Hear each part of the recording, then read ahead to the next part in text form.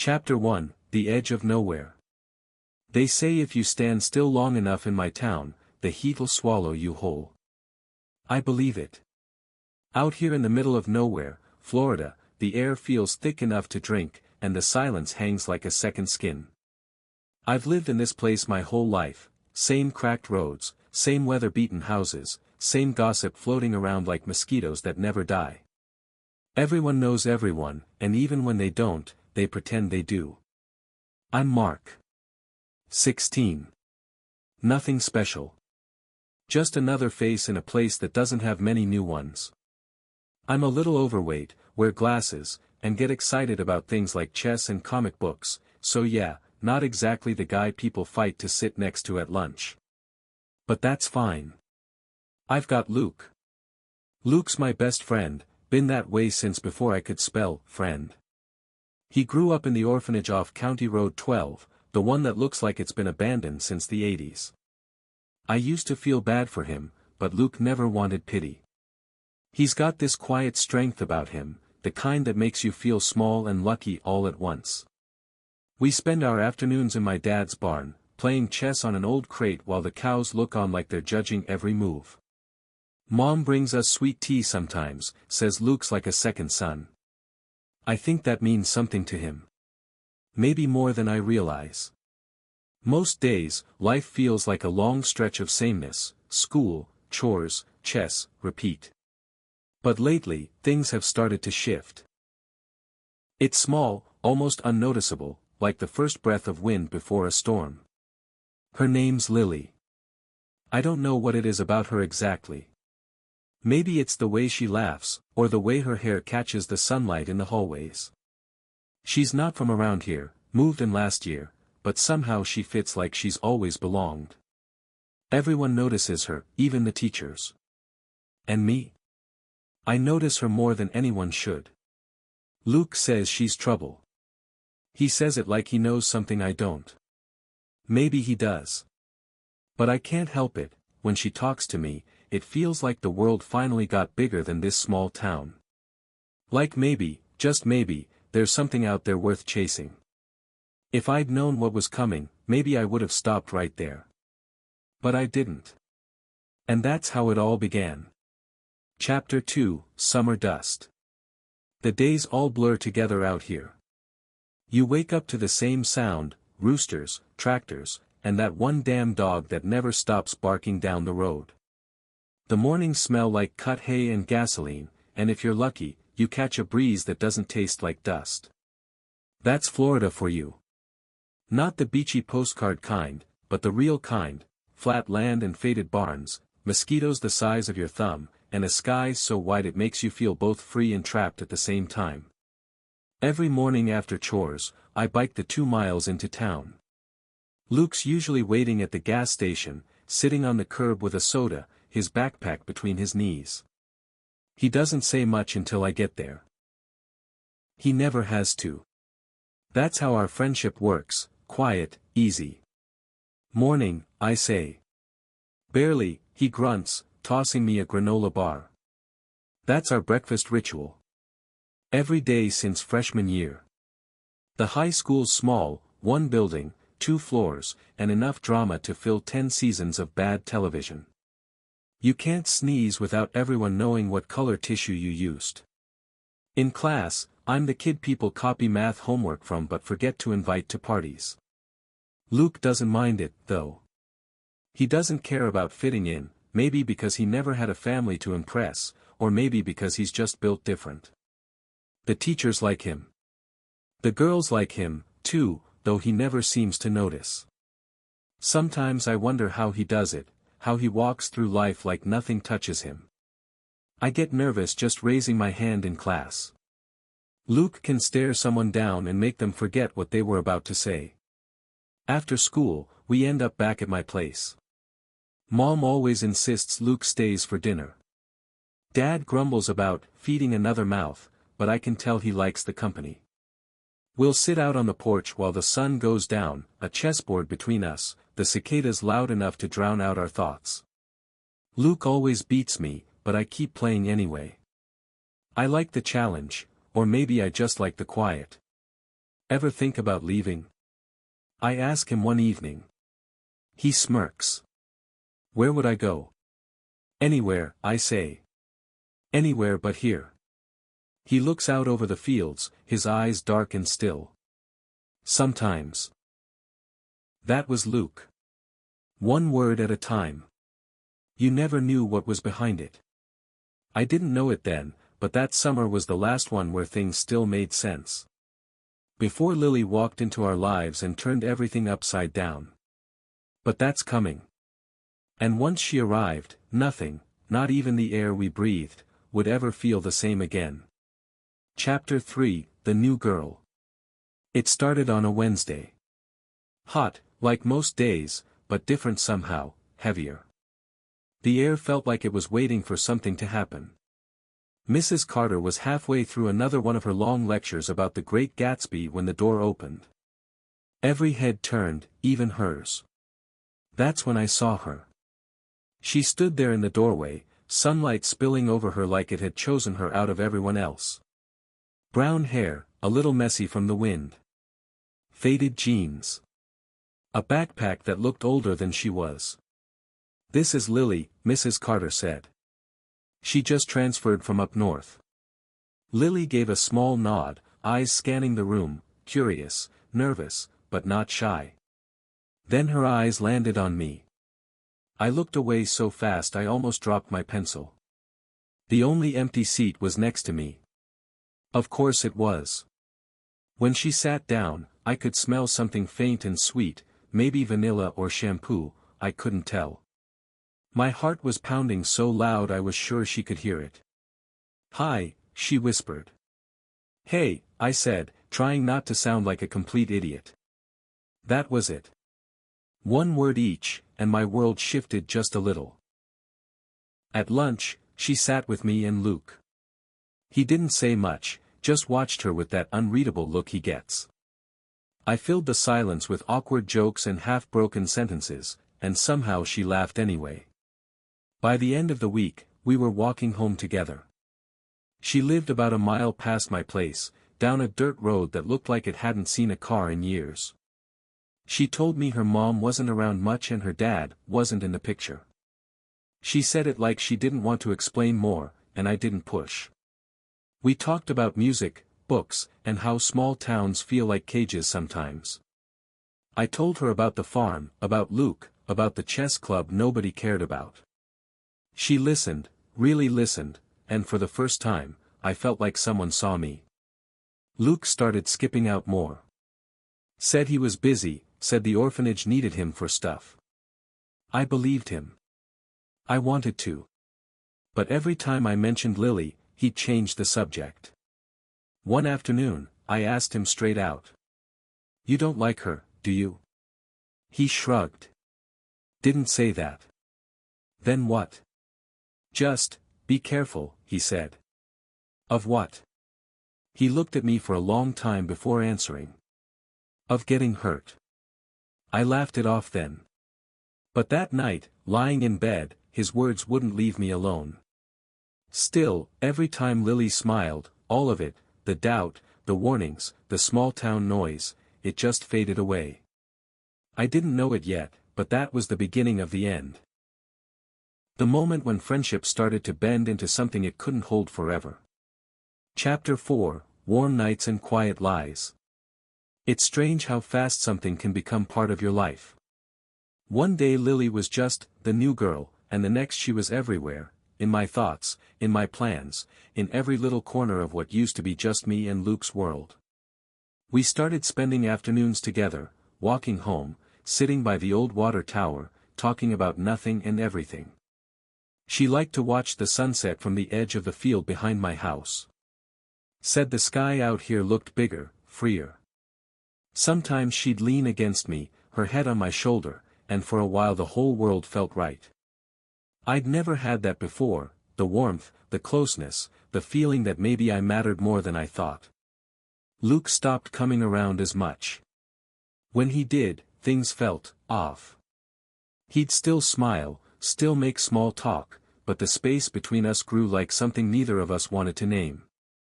Once, I caught him looking at Lily a second too long. She noticed too, but she didn't look away right away. That moment stuck with me. A few days later, he came by the barn. We hadn't talked in a week. Been busy? I asked. He shrugged. Guess so. You could have called.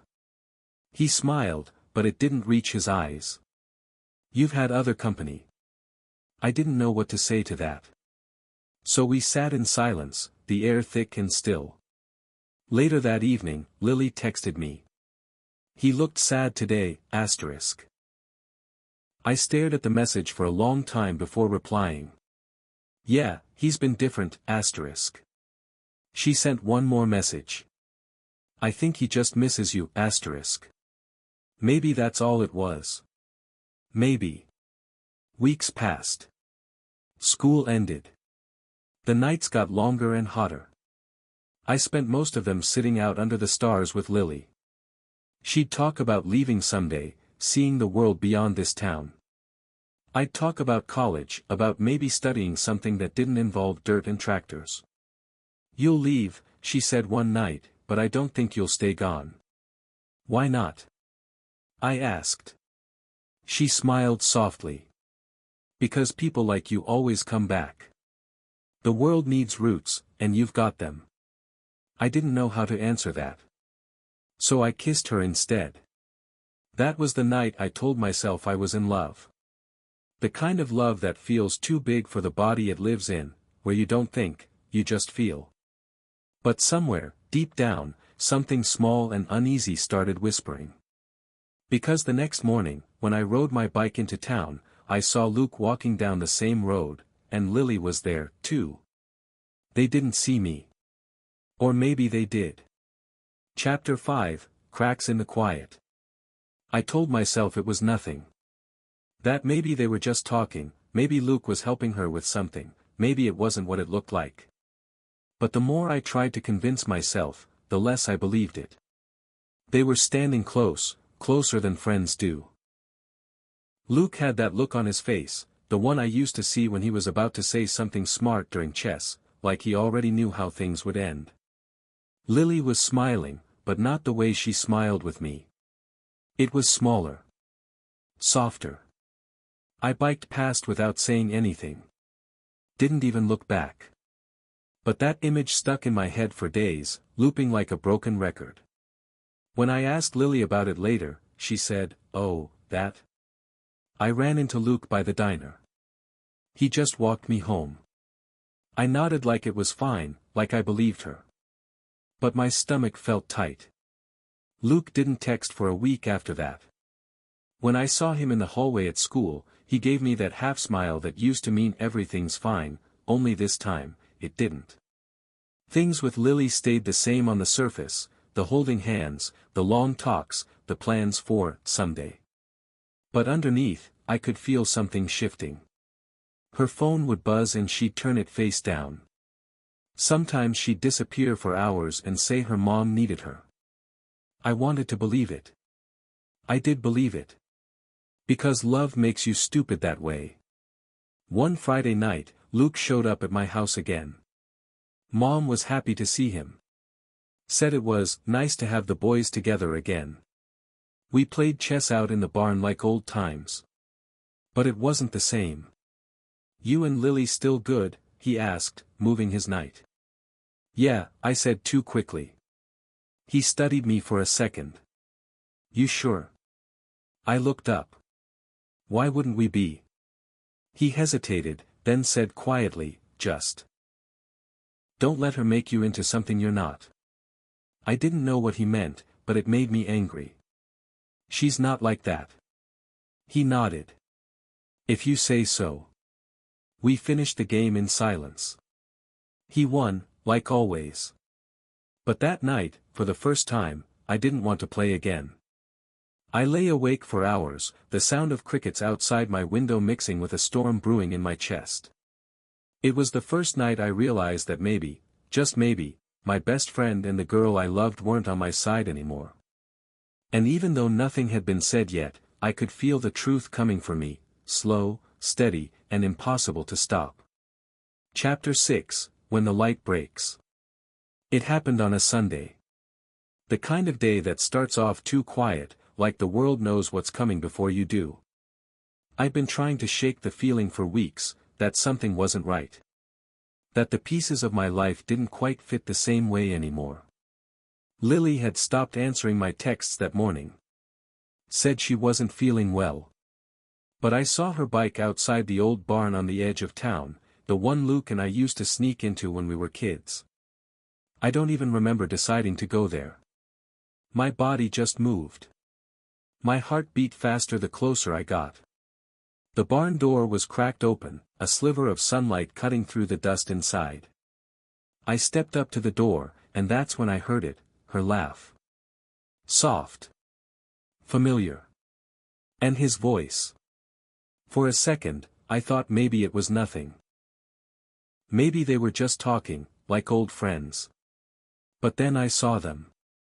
Lily's hand in his. Luke leaning close, saying something that made her smile. And then, she kissed him. It wasn't a long kiss. But it was enough. My chest went cold, like all the air had left the world. I stood there, frozen, watching everything I'd trusted fall apart in a single moment. I wanted to shout, to run in and demand an answer, but nothing came out. All I could do was back away, slow, careful, like I might break if I moved too fast. The gravel crunched under my shoes, and they looked up. Her eyes met mine. I'll never forget that look, shock first, then guilt, then something worse. Pity. Mark, she started, but I was already gone. I don't remember the ride home.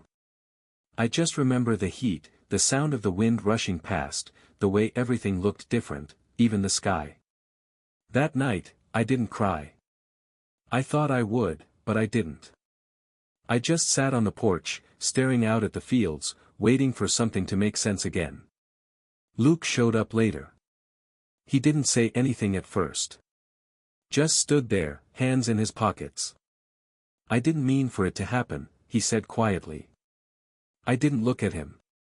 You did it anyway. He sighed. You don't understand. You're right, I said. I don't. He stepped closer. Mark, Stop, I said. Just stop. You don't get to explain it. Not to me. He didn't argue. Just nodded once and walked away. That was the last time I saw him for a long time. And Lily? She tried calling. Texting. I deleted every message.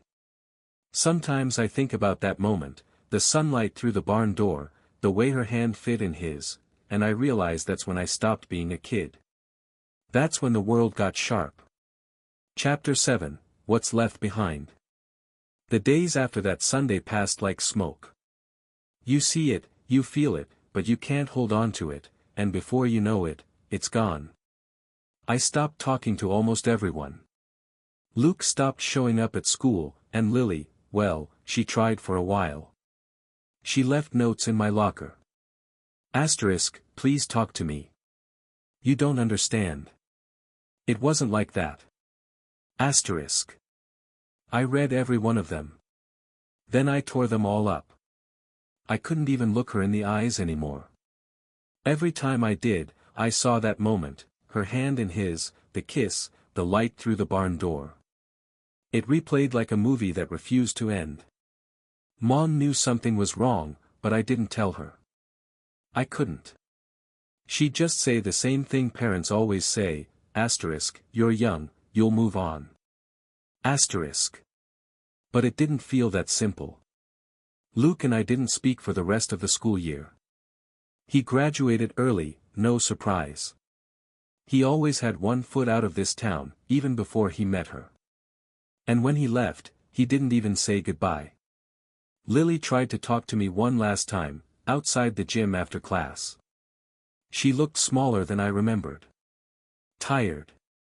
Please, Mark, she said. Can we just talk?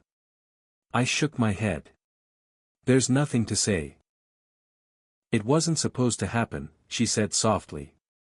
I didn't mean to hurt you. I laughed, bitter, broken. Yeah, well, you did. Tears filled her eyes. You still mean something to me. Don't, I said, stepping back. You don't get to say that anymore. She didn't follow me when I walked away. She didn't have to. I already knew that part of my life was over. Graduation came and went. I crossed the stage, took the diploma, smiled for pictures I didn't want, and got in my truck without saying a word. The sky was heavy that day, thunder rolling in from the east, like even the weather didn't want to see me leave. I drove until the fields gave way to buildings, until the small-town radio static turned into city noise. College wasn't what I thought it'd be. It wasn't freedom. It was just another kind of quiet, a bigger cage with more lights. But at least the silence there didn't sound like Luke's laugh or Lily's voice. At least it didn't remind me of home. I studied, I worked, I moved through the years like a ghost. I told myself I'd never go back, not for anyone, not for anything. But life has a way of circling back on you. And no matter how far you go, some things wait for you, patient as the land you left behind. Chapter 8, The Road Out and Back Again. Time has a way of dulling sharp edges, but it never erases them completely. Years passed. I got older, graduated, worked a few jobs that paid the bills but never quieted the noise in my head. College came and went like a blur. I studied business because it made sense, not because I loved it. I made friends, went to parties, dated a girl or two, but it was never real. Not like before. No one ever felt like Lily, and I hated that I still thought her name that way, with weight, like a bruise that never healed. Sometimes I'd dream about the farm. About Mom calling from the porch and Luke laughing from the barn.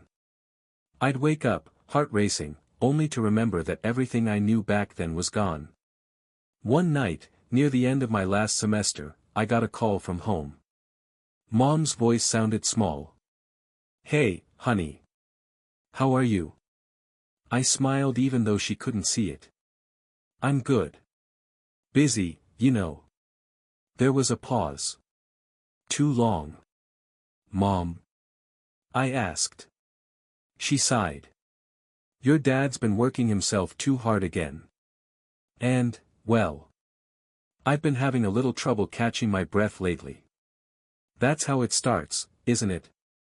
The kind of call that changes everything but never tells you how much right away. I'm fine, she said quickly, before I could ask anything else. Just wanted to hear your voice. But even after she hung up, her words echoed through me. Just wanted to hear your voice. I didn't know it yet, but that was the beginning of my way back. A few months later, after graduation, I packed my things and left the city. I told myself it was temporary, a few weeks at home to help out, check on Mom, maybe figure out what to do next. But deep down, I knew I was going home for more than that. The drive felt longer than I remembered. The roads were the same, flat, endless, framed by fences and power lines. But the town felt smaller now. Like it had stayed still while I'd gone and changed. When I pulled into the driveway, Mom was waiting on the porch. She looked thinner, but her smile hadn't changed. You're really here, she said softly. Wouldn't be anywhere else, I said, hugging her. Dad came out a few minutes later, wiping his hands on a rag. You staying long? He asked. Guess we'll see, I said. He nodded once. That was as close as he ever got to, I'm glad you're home. That night, I sat outside staring at the stars. They were brighter here, clearer. And for the first time in years, I felt something settle inside me. I thought about Luke. About Lily. About everything I'd run from. Maybe it was time to stop running. Because sometimes, you have to leave everything behind just to see what's worth coming back for. Chapter 9, Coming Home. It had been almost 8 years since I left.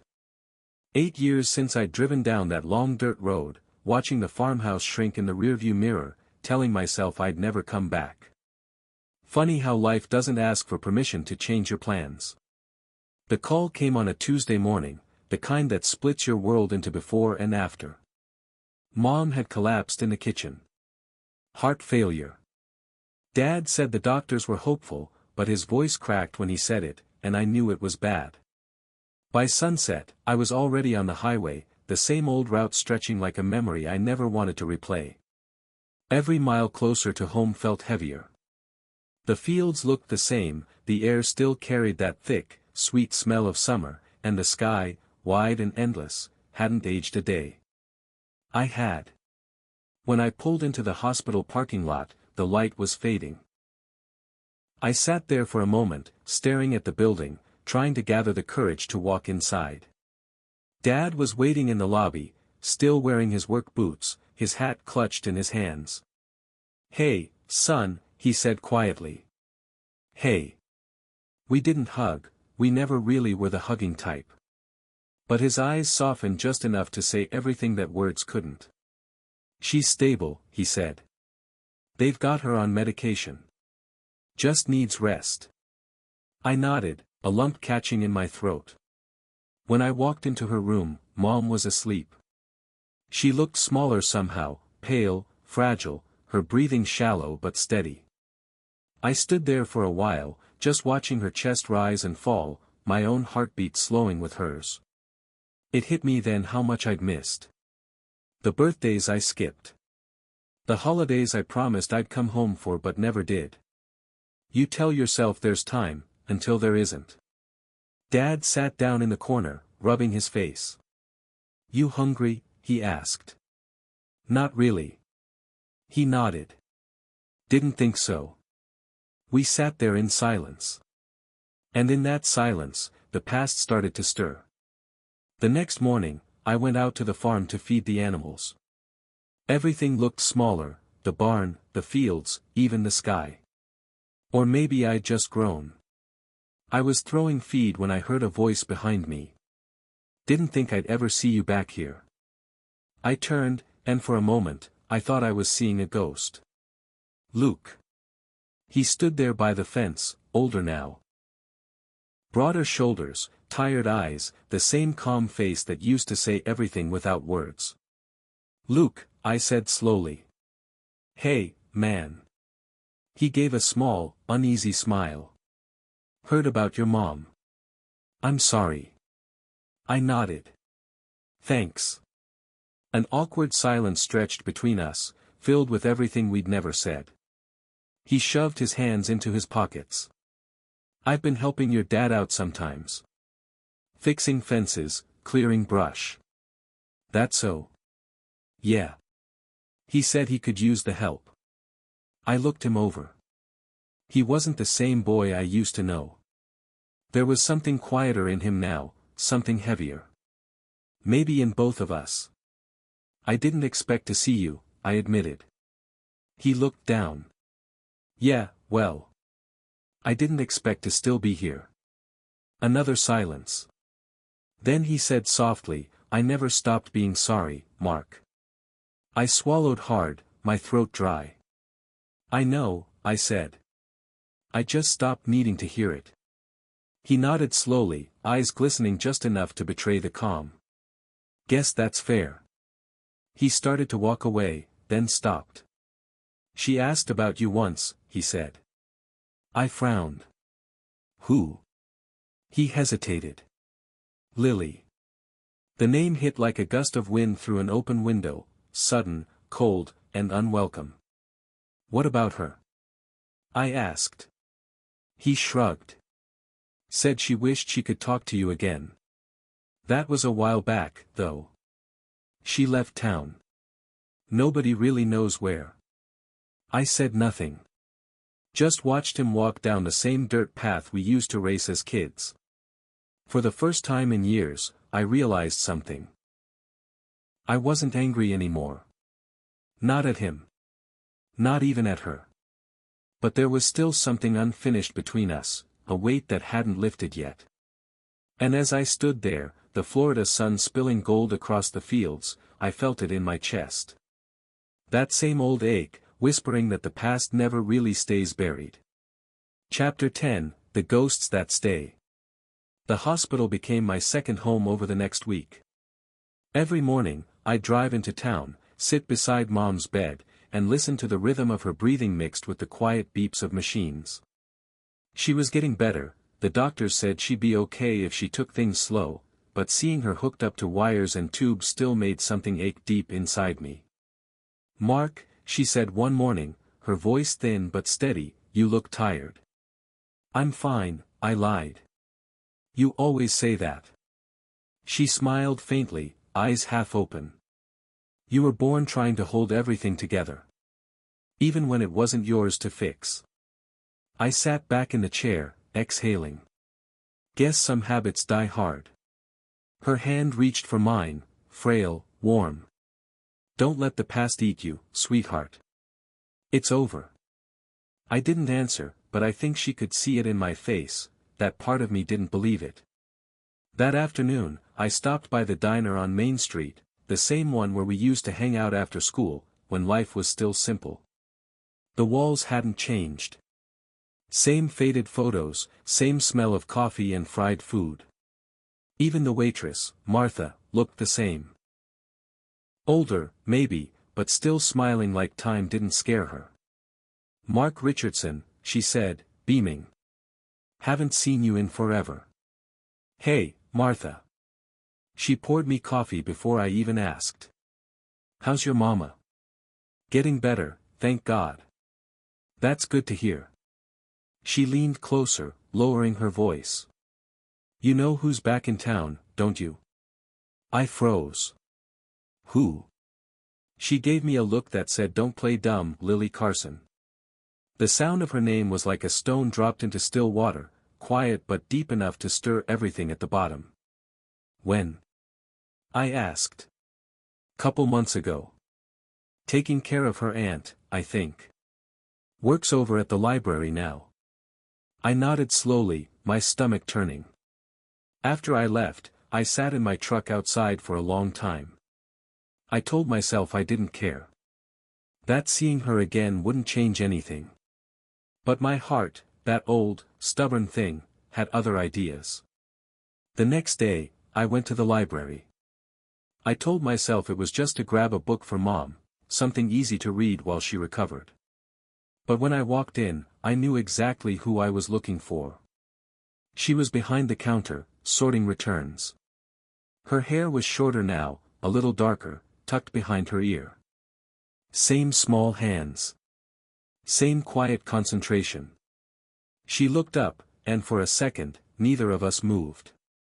Her mouth parted slightly. "Mark?" I swallowed hard. "Hey, Lily." She blinked, disbelief and something like guilt flashing across her face. "I heard you were back." "Yeah. Mom's been sick." "I'm so sorry." "Is she?" "She's doing better." The silence that followed was thick. Finally, she said softly, "You look different." "So do you." A nervous smile crossed her face. "Guess we both grew up." I nodded. "Yeah. Took us long enough." There it was again, that strange, familiar pull between us. The part that hadn't died, even after everything. "Can we talk?" she asked quietly. "Not here." "Maybe after you visit your mom." I hesitated. Every logical part of me screamed no. But I heard myself say, "Yeah. Okay." We met that evening at the park by the lake. The same one where we used to skip stones and make plans for a future that never happened. The sun was low, the water catching every bit of light before it disappeared. She stood there in a soft blue dress, arms crossed, wind tugging at her hair. "I didn't think you'd actually come," she said. "Neither did I." She smiled faintly, then sighed. "You probably don't owe me this conversation."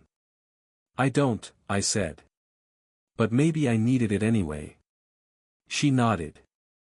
"I deserve that." For a while, neither of us spoke. Just the sound of crickets and the faint splash of water.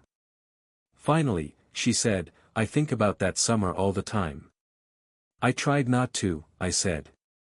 I know. She took a deep breath. What I did, it wasn't just selfish. It was cowardly.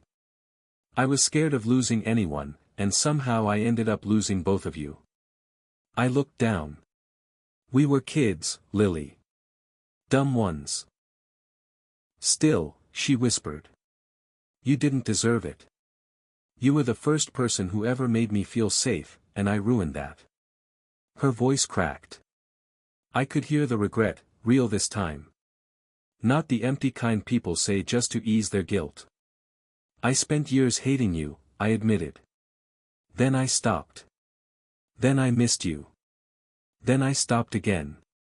It's been a cycle. She nodded slowly. I know that feeling. A silence hung between us, not the kind that pushes people apart, but the kind that carries truth inside it. Finally, I said, I forgave you a long time ago. I just never told you. Her eyes filled. Thank you, she whispered. That means more than you know. I smiled faintly. Doesn't mean I forgot. She laughed softly through her tears. I wouldn't expect you to. We talked until the sun went down, about life, about everything that came after, about the people we became. She'd finished college in Georgia, came back to take care of her aunt. Said she never planned on staying but somehow couldn't leave again. Before we left, she said, you always wanted to leave this place for good.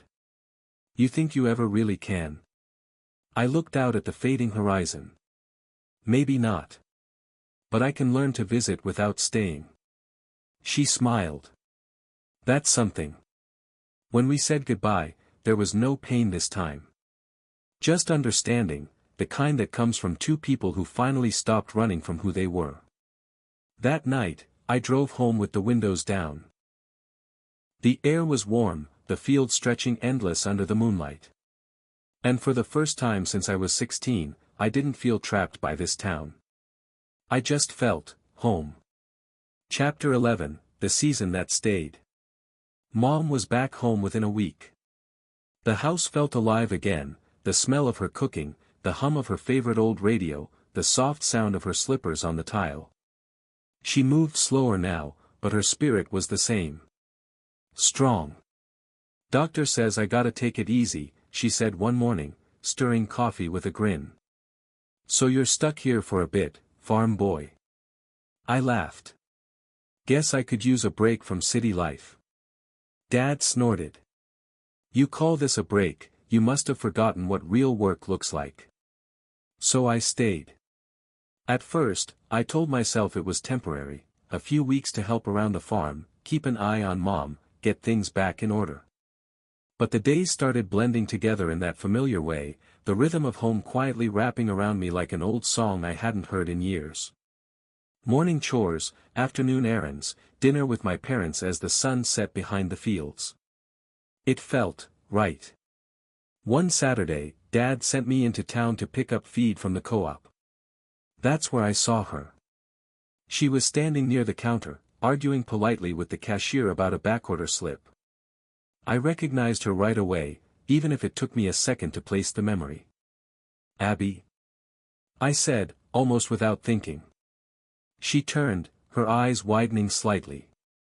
Mark? Mark Richardson? Yeah, I said, smiling. Wow. It's been, what, 10 years? Just about, she said with a small laugh. You look different. So do you. She was the quiet girl from my high school, sat 2 rows behind me in English class, always reading when everyone else was glued to their phones. I remembered she had this calm about her, like nothing ever rattled her. She worked at the vet clinic now, helping her uncle run it. We caught up while waiting for my order, talking about town gossip, mutual classmates, the things that changed and the things that never would. When I left, she smiled and said, hey, if you're around for a while, stop by the clinic sometime. We could use an extra set of hands. I'll hold you to that, I said. I did stop by, once, then twice, then almost every other day. Sometimes I'd help her haul feed bags or fix things around the place. Other times we'd just sit on the porch behind the clinic, drinking lemonade and talking while the sun burned low. She wasn't like Lily. She didn't talk like she was hiding something, didn't make the air heavy with mystery. She just existed in the moment. Calm. Grounded. And for the first time in years, I realized how much I'd missed that kind of peace. One evening, we drove out past the old water tower, the same spot where I used to sit with Lily years ago. But this time, it felt different. No ghosts. No memories whispering in the background.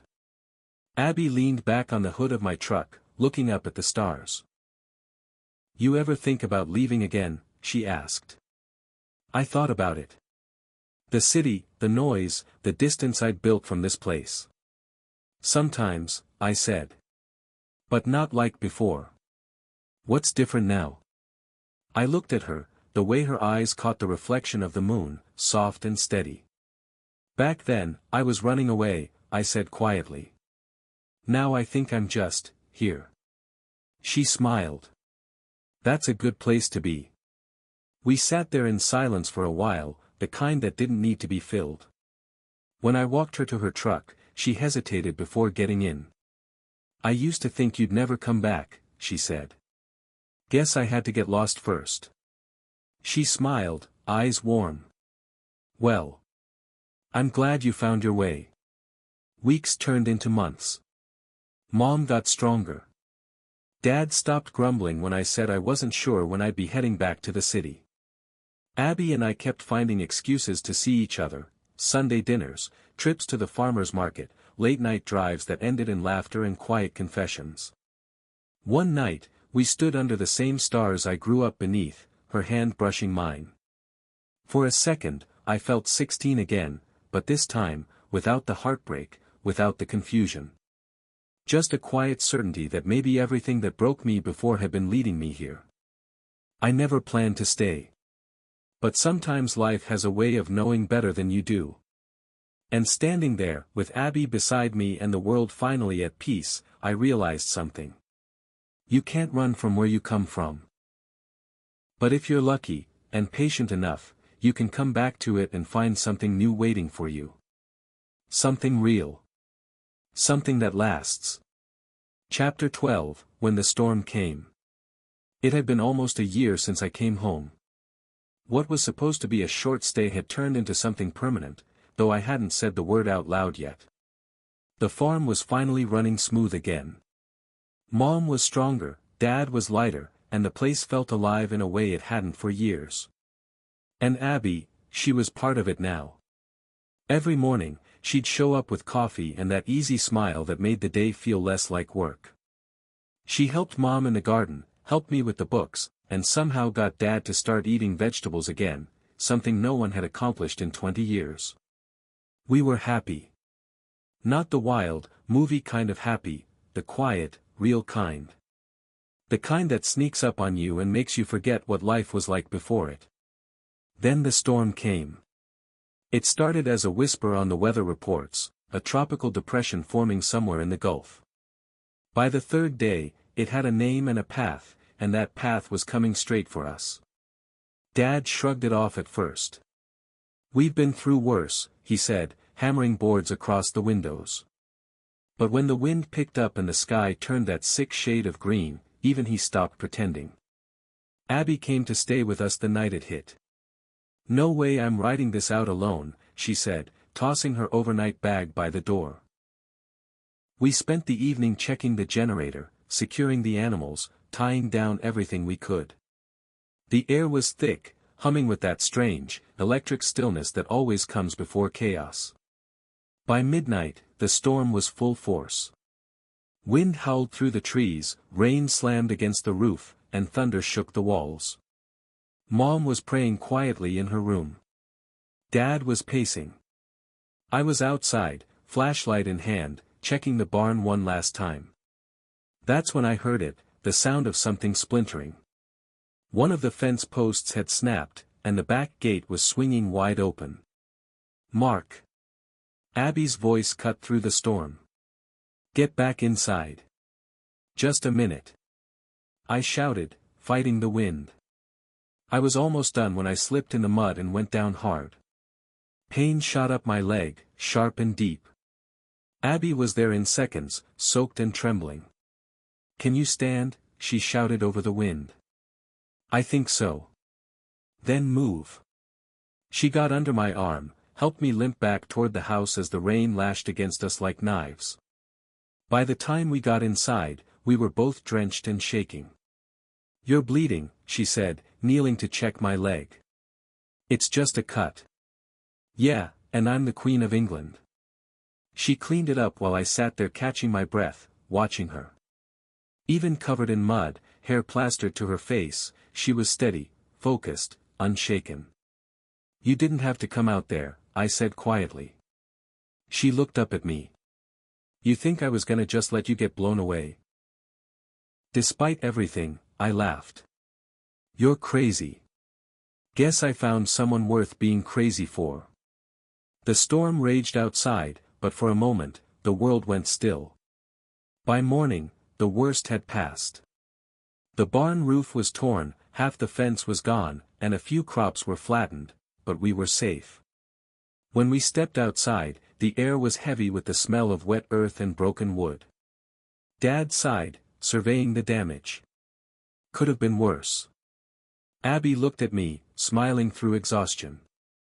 "We'll fix it." And we did. For the next week, we worked side by side, patching, rebuilding, starting over. There was something about that, about creating again from what had been destroyed, that felt bigger than just the farm. One evening, when we finally finished, we sat on the porch, watching the sun sink behind the trees. My legs still hurt, but I didn't care. "You know," Abby said, "storms like that, they don't just show what's broken. They show what's strong enough to stay standing." I looked at her, at the bruises on her arms, the dirt under her nails, the light in her eyes. "Yeah," I said softly. "They do." She leaned her head on my shoulder, and we watched the sky fade to orange and gold. Not thinking about what we'd lost, but about everything we'd managed to keep. The storm didn't just tear through the farm. It stripped everything back, the noise, the past, the fear, until what was left was simple and honest. It made me realize something I'd been afraid to admit out loud. I wasn't just staying for my parents anymore. I was staying because this life, this place, this woman, felt like home. Chapter 13, The New Beginning. It took weeks to rebuild the farm after the storm. Every day started before sunrise and ended long after dark, fixing fences, replacing shingles, cleaning debris, and salvaging what we could. The work was hard, but there was something different about it this time. Something alive. It wasn't just about holding on anymore. It was about moving forward. Abby was there through all of it, hands blistered, hair pulled back, dirt streaked across her cheeks, and I couldn't imagine the place without her.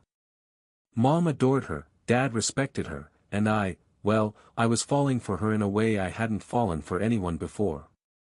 There was no drama, no guessing games, no jealousy hiding behind sweet words. Just two people who'd found each other at the right time, when all the noise of youth had burned away. One evening, after a long day repairing the barn roof, Abby and I sat on the tailgate of my truck, watching the horizon fade into streaks of pink and gold. She passed me a bottle of water and said, "You ever think you'd end up back here?" I laughed softly. Not a chance. When I left, I swore I'd never look back. What changed? I thought about that for a moment. Everything, I said. Mostly me. She smiled. You grew up. Guess heartbreak'll do that. She leaned her shoulder against mine. Maybe. But you didn't let it harden you. That's rare. I looked at her, really looked at her, the soft kindness in her eyes, the way she never had to prove anything, the quiet strength that reminded me of home itself.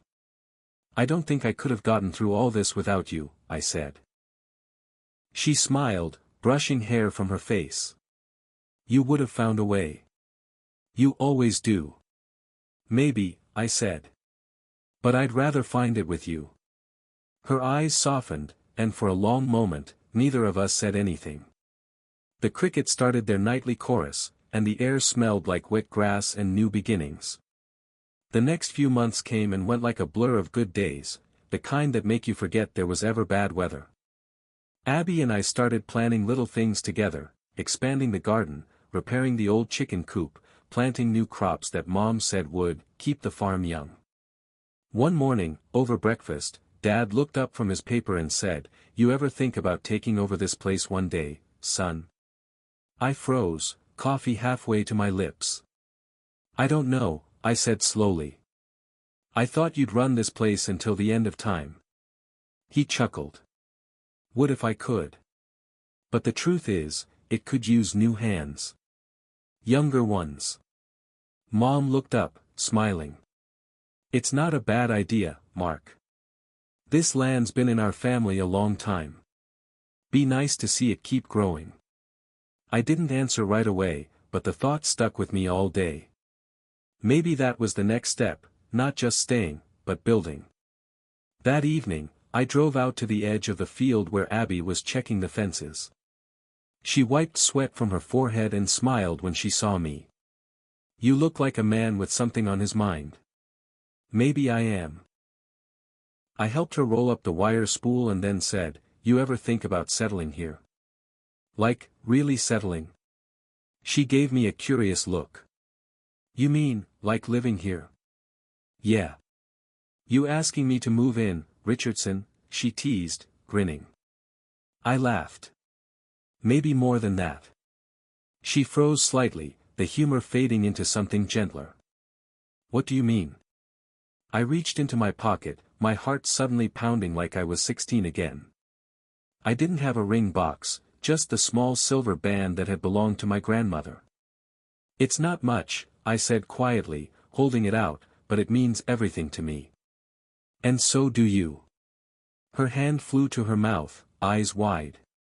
Mark. I've spent my whole life running, from this town, from my past, from people who broke me. But you make me want to stay. You make me want to build something real. Something that lasts. Tears welled up in her eyes, and she whispered, Are you sure? I smiled. I've never been more sure of anything. She laughed through her tears. You didn't even get down on one knee. Want me to? Not if it means you're going to ruin those jeans. We both laughed, and she stepped closer, taking the ring from my hand. Yes, she said softly. 1,000 times yes. When I told my parents later, Mom cried. Dad just nodded, smiling under his mustache. About time that girl got smart, he said. The wedding wasn't big, just family, friends, and a few familiar faces from town. Even Luke showed up. We didn't say much, but when he shook my hand, there was peace there, genuine and quiet. Afterward, Abby and I moved into the small house next to the barn, the same one my grandparents used to live in. We spent weeks fixing it up, painting the porch, replacing the floors, turning it into something new without erasing what it used to be. One night, a few months later, I sat out on that porch, looking out over the fields. The moonlight spilled across the land, the wind moved through the trees, and the air smelled of fresh hay and rain. Abby came out, barefoot, a blanket draped over her shoulders. She sat beside me, resting her head on my shoulder. Think you'll ever leave again? She asked softly. I shook my head. No. I think I finally figured it out. Figured what out? That home isn't something you find. It's something you make, piece by piece, person by person. She smiled, her fingers finding mine. Then we'll keep making it. We sat there in silence, listening to the world we'd rebuilt, the frogs in the distance, the wind against the barn, the quiet heartbeat of a life we'd earned. For the first time in as long as I could remember, I didn't feel like I was waiting for anything. No ghosts, no regrets, no running. Just here. Alive. Home. Chapter 14, Full Circle. It's funny how time sneaks up on you. One day, you're 16, staring out at the horizon, wondering how to get away. Then you blink, and somehow, the same horizon feels like home. 10 years have passed since that storm. The farm looks different now, newer fences, fresh paint on the barn, a greenhouse out back that Abby insisted on building. But the land's heartbeat is the same. The house smells like bread and sawdust and sunlight, the kind of smell that means life's being lived inside. Mom still hums while she cooks. Dad finally retired last year, though you'd never know it, he still walks the fields every morning like he's inspecting his kingdom. Abby's laugh carries across the yard from the garden. Our daughter, Emily, is beside her, 5 years old, full of energy, with my eyes and her mother's fire. After dinner, we sit outside as the sky darkens. Abby leans against me, her head resting on my shoulder. You ever think about what life would have been like if you hadn't come back? She asks quietly. I look out across the land, the barn lights glowing softly in the distance, the field stretching toward forever. Sometimes, I say. But I think I was always meant to. She smiles. Fate, huh? Maybe. Or maybe it's just finally listening to what the world's been trying to tell me all along. She tilts her head. And what's that? That the best things don't come when you chase them, I say softly. They come when you're ready to stay. Abby nods, smiling as Emily runs up to show us a jar full of fireflies. Her eyes sparkle with the same wonder I used to feel when I was young, before everything got complicated, before I learned what it meant to lose and to rebuild. I watch her laugh, and I realize something simple and true. Every heartbreak, every mistake, every storm, they all led here. To this porch. This family. This peace. If I could talk to that 16-year-old boy again, I'd tell him this. It's okay to leave, but it's braver to come back. It's okay to break, but it's stronger to rebuild. And sometimes, the life you've been searching for is the one that's been waiting for you all along. Home. Always home.